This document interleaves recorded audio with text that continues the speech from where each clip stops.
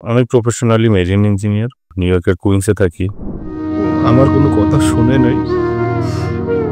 আমার মনে হয় না জীবনে কোনোদিন ফিরে পাবো আমি।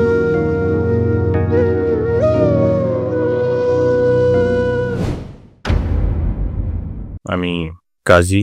আমি প্রফেশনালি মেরিন ইঞ্জিনিয়ার। নিউ ইয়র্কের কুইন্সে থাকি। From last 5 years. 2 মাস মতো আগে একটা অ্যাপস চালাইতাম যেটা বিয়ের ব্যাপারে আরকি। ওর প্রোফাইলে ছিল ও সেপারেট বাট স্টিল নাও সে হাসব্যান্ডের সাথে থাকে। তো ওইখান থেকে পরিচয়, ওইদিন থেকে আমার সাথে তার কথা শুরু। ১ম দিনই আমাদের মনে হয় কথা হয়েছিল একটানা ৮-৯ ঘন্টা মতো। তো ওই দিনটা আমার মনে আছে, ওইদিন আমি কোনো কাজ করিনি। তো তখন ও হচ্ছে স্কুলের টিচার। তারপরে ও হচ্ছে সিটিজেন, নিউ ইয়র্কে থাকে। তো ওই হয় না যে মানুষের সাথে আমি ১ম ভাবছি যে হয়তো তার সাথে আমার কন্টিনিউ হবে না। হয়তো উনি স্কুলের টিচার, ২-১ দিন আমার সাথে কথা বলবে, তারপরে উনি চলে যাবে বা কথা বলবে না। সো ওই সময় আমি একটু মিথ্যা বলছি। সেটা হচ্ছে আমি বলছি যে আমি সিটিজেন। সেকেন্ডলি বলছি যে মানে আমি জবটা চেঞ্জ করে বলছি। তো ওই টাইমে ভেরি নেক্সট ডে আমার সাথে তার কথা হয়েছে ১০ ঘন্টা মনে হয়। এইভাবে কথা বলতে উইথিন 7 ডেজ আমি কেমন যেন একটা মায়ায় পড়ে গেছি। মানে তখনও কিন্তু আমি ওকে দেখি নাই। কোনো পিকচারও দেখি নাই, কিছু দেখি নাই। But the way she talk with me, এটা ছিল আসলে মানে আমি কণ্ঠে মায়ায় পড়ে গেছি ১ম। তারপরে এই কথা বলতে একটা সময় মনে হলো যে আই ফল ইন লাভ। তো ওই যে ওকে হারাবোর একটা ভয় ছিল। ওর অনেক রাগ আবার। কিছু হইলে অনেক বেশি রাগ করত। তো হারানোর ভয়ে আমি আসলে এগুলো আর বলতে পারিনি ওকে। ও মনে হয় ১০ দিন পরে আমাকে কিছু কন্ডিশন দিল। শর্তগুলো অনেকগুলা শর্ত, যে ওই যেগুলো নরমালি হয়, অনেক কেয়ার করতে হবে, রাগ ভাঙাতে হবে, বাড়ি কিনতে হবে, কাবিননামা এত দিতে হবে। এরকম অনেকগুলা শর্ত-টর্ত দিয়ে, তো এর ভিতরে ওই একটা শর্তই ছিল যেটা আমি ১ম দিন যেটা স্বীকার করছি সেটা হচ্ছে আমার পেপারস এখনো হয় নাই। তো ওইটা নিয়ে অনেক সিনক্রেট করলো। মানে আমি শুধু চাই ও আমার লাইফে থাকুক। সে সিটিজেন কি নন সিটিজেন, কি জব করে না করে আমার এগুলা যায় আসে না। তো এরপরে দেখো এটা মাফ করে দিল।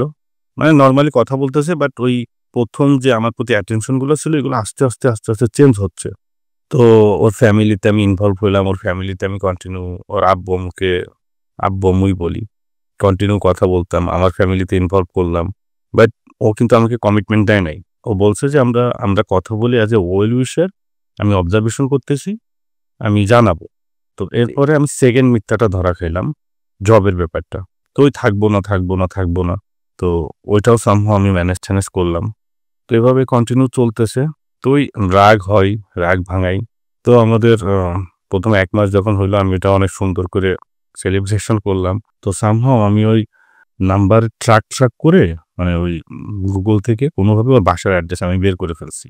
তো বের করার পরে ওইদিন রাতেই ও কোথায় জব করে, কি করে, এইটা ফলো করার জন্য আমি রাত ৪টা থেকে ৭টা পর্যন্ত বাসার সামনে বসে আছি। ঠান্ডাতে, এখন তো অনেক ঠান্ডা।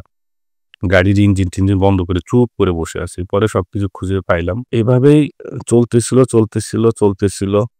এমনও হইছে যে আমি ১৭ ঘন্টা, ১৮ ঘন্টা, ১৯ ঘন্টাও কথা বলছি। ইভেন আমি শাওয়ারও করতাম, ওকে মিউট করে আমি শাওয়ারে যাইতাম। নামাজ পড়তাম, ওকে মিউট করে দিয়ে আমি নামাজ পড়তাম। এর মাঝে আবার যখন আমার আম্মার সাথে কথা বলায় দিছি তখন আমার ভাবি পাশে ছিল। ভাবিকে বলতেছি, আচ্ছা মনে করো যে ও আসলো, ওরে তো বোন হিসাবে তোমরা সবাই গ্রহণ করে নিবা, তাই না? তো আমার ভাবি আবার বলছে যে, আমরা তো গ্রহণ করবই, কিন্তু সেও তো এসে মানায় নিবে একটু। এখন ওর কথা যে আমার ভাবি কেন বলল যে আমি মানায় নিব? আমি কেন মানায় নিতে যাব? আমি তো মানায় নিতে পারব না কারো সাথে। মানুষ আমার সাথে মানায় নিবে, বাট আমি কারো সাথে মানাবো না। তো ওই সামহাউ ভাবিকে পছন্দ করত না। তো ১ মাস পরে হঠাৎ করে আমার Facebook এর পাসওয়ার্ড চাইছে। তো এর আগে আমার একটা ছোট্ট কাহিনী ছিল। তো যখন আমি আমার ওই প্রেজেন্ট ছিল ওর কাছে, আমি পাসওয়ার্ড দেওয়ার পরে ওই জিনিসটা দেখছে। দেখার পরে তো এটা নিয়ে ওইদিন মোটামুটি টোটালি আমার সাথে ব্রেকআপ, এটা ওইটা। ৩ দিন আমার সাথে কথা-টথা বলে নাই। খুব কষ্ট করে ৩ দিন পরে খুব কষ্ট করে ফিরায় নিয়ে আসলাম। এর মাঝে আবার ওর সুর চেঞ্জ হওয়া শুরু হইলো যে ও এখনো সিওর না আমাকে বিয়ে করবে কিনা। ইভেন তখন ওর হাসব্যান্ডের সাথে ডিভোর্স হয় নাই। সে জানেও না তার হাসব্যান্ডকে ডিভোর্স দিবে কিনা। তার হাসব্যান্ড যদি কখনো দেয় তাইলে সে ডিভোর্স নিবে। মানে এখানে আমার কোনো অস্তিত্ব আমি খুঁজে পাচ্ছিলাম না। তো ওর মাঝে দেখলাম অনেক চেঞ্জ আসছে। আমাকে অনেক ইগনোর করতেছে বা কথা কম বলায় দিছে। কারণ আমি ১৭-১৮ ঘন্টা ১৯ ঘন্টা কথা বলে অভ্যস্ত। সেখানে যদি আমাকে ২ ঘন্টা ৩ ঘন্টা দেয় তাইলে তো আমি এটা পারব না। আমি মনে হয় ৫-৬ দিন আগে ওর একটা খালামণি আছে, ওনাকে নিয়ে লন্ড্রি করতে গেছে। আমি গেছি, অনেক মানুষ ছিল ওর ভিতরে। আমি ওর খালামণিকে পায়ে জড়ায় ধরছি যে, "খালামণি, আমি তো ওরে অনেক ভালোবাসি। ও তো আমার সাথে এরকম করতেছে, আপনি ওরে একটু বুঝান।" তো ওইদিন আবার ব্রেকআপ। তাও হাতে পায়ে ধরে ঠিক করছি। আর ও তো পুরা চেঞ্জ। আমাকে সময় দিতে চায় না, কথা বলতে চায় না। যতটুকু জোর করে কথা বলি বিরক্ত হয়। এর আগে বলে যে, "ঠিক আছে আমি আসি, থাকতেছি অ্যাজ এ ফ্রেন্ড" অমুক-তমুক। তো ২ দিন আগে আমি ওর সাথে কথা বলতেছি, বলতে ও আমার সাথে ঝগড়া করতেছে অনেক। আমি ওরে বললাম যে, "তুমি তো ডাইনির মতো চেঞ্জ হও।"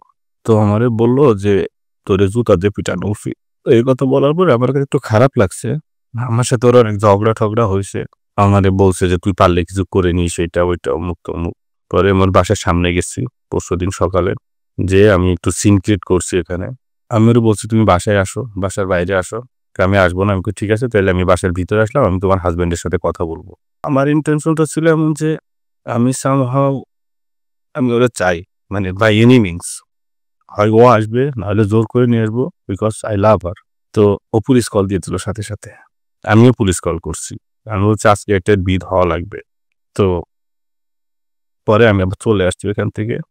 তারপরে এর মাঝে আর কিছু জিনিস ছিল, যে জিনিসগুলো যে আমার মিথ্যা যেরকম মানছে, আমি ওর কিছু মিথ্যা কিন্তু মেনে নিছি। সেটা হচ্ছে, একটা প্রেমিকের কাছে সবথেকে বড় কষ্ট হচ্ছে তার প্রিয় মানুষটাকে কেউ স্পর্শ করুক। সে আমারে বলছে তার হাসব্যান্ডের সাথে কোনো শারীরিক সম্পর্ক হয় না, বা এটা না ওইটা না। বাট না, এক বেডে ওরা ঘুমায়। তো এগুলো তো আমি সবই মেনে নিছি। কিন্তু আমার এই জিনিসগুলো ও মানতে পারে নাই ভাই। এখন আমার সাথে ওর আর কোনো সম্পর্ক নাই। অনেকবার ওরে বলছি যে, "দেখো, তুমি যাইও না। আমি তো তোমারে ভালোবাসি। তোমারে ছাড়া আমি বাঁচবো না।" আমার কোনো কথা শুনে নাই। আমার মনে হয় না জীবনে কোনোদিন ফিরে পাবো আমি।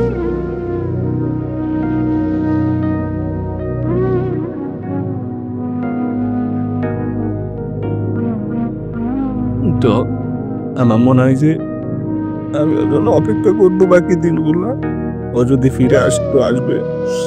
আর যদি না আসে, আমার জানি না আমার কি হবে আমার সাথে।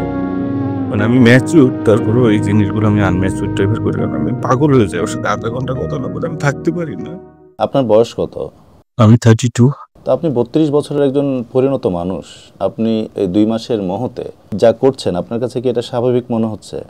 না, আমি শুধু ভালোবাসা চাই, আর কিছু না। আপনার ভালোবাসা চান, ভালোবাসা একজন মানুষ চাইতেই পারে। কিন্তু চাওয়ার যে ধরন, আপনি যেসব কাজগুলো করছেন, যেমন তাকে ফলো করা এবং বিভিন্ন সময় তার বাসায় চলে যাওয়া, এই ব্যাপারগুলো আপনার কাছে কি স্বাভাবিক মনে হচ্ছে?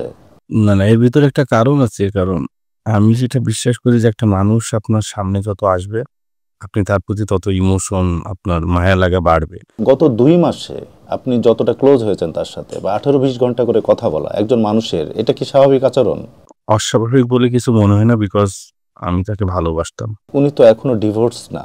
তাহলে আপনি কেন তার সাথে সম্পর্কে জড়ালেন? আপনি কেন এরকম এতটা সিরিয়াস হলেন? ১ম আমি জড়াইতে চাই নাই। মানে আমি তার সাথে কথা বলতে যে মায়াটায় পড়ে গেছি। আমি চাই নাই জড়াইতে।